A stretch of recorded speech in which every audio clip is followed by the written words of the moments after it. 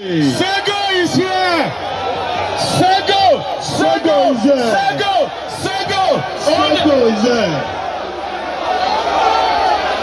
Our big Pasuma is here. Kausara Wambi, Amaro Duleko. Kausara Wambi, keep your money. Efele Wambi. Keep your fucking money. Oh yeah. Molete.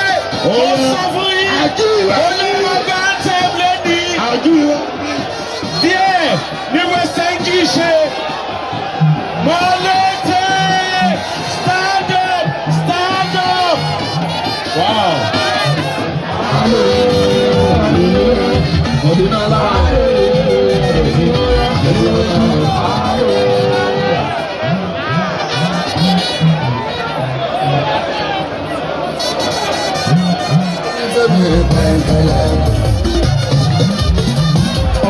Hold up, DJ. Hold up. DJ.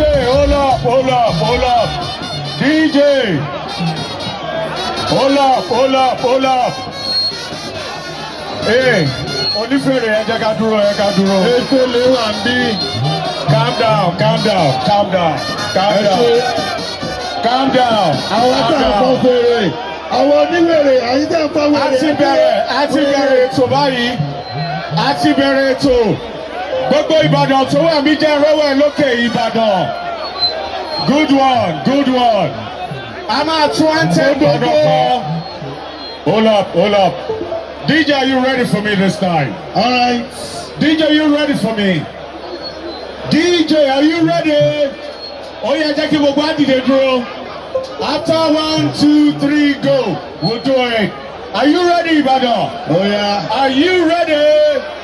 1, 2, 3, go. DJ.